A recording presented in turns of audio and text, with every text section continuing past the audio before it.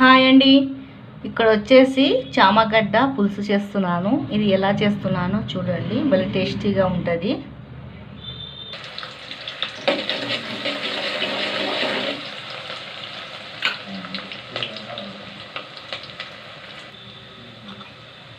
అల్లం పేస్ట్ వేసుకోవాలండి. అల్లం పేస్ట్ ఎప్పటికప్పుడు నూరు వేసుకుంటే చాలా టేస్టీగా ఉంటుంది.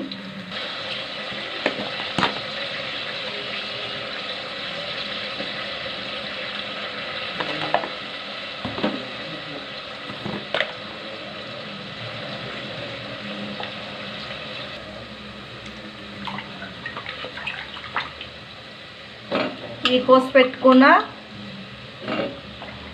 వేసుకోవాలండి చామగడ్డ. అంటే నేను ఉడకపెట్టలేదు, దీంట్లోనే ఉడకపెడతానండి. టేస్టీగా ఉంటుంది ఇట్లా చేసుకుంటే. తర్వాత టమాటా, పచ్చిమిర్చి, కలేమాకు కూడా వేసుకోవాలా.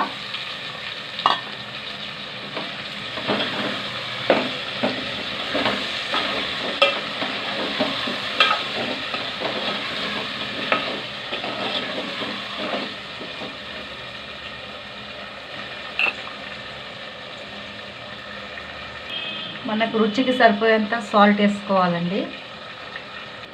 నీళ్ళు పోసుకోవాలా, మన ఎంత ఉడుకుతుందో అంత నీళ్ళు పోసుకోవాలా. తర్వాత పులుసు పోసుకోవాలండి.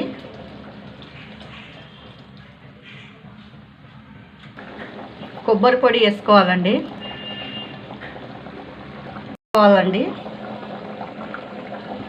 తర్వాత పైనుంచి కొత్తిమీర యాడ్ చేసుకోవాలా. ఇది చాలా బాగుంటుంది కర్రీ.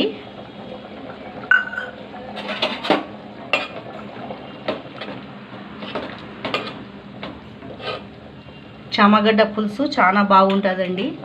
మీకు నచ్చినట్లయితే లైక్, సబ్స్క్రైబ్ చేయండి.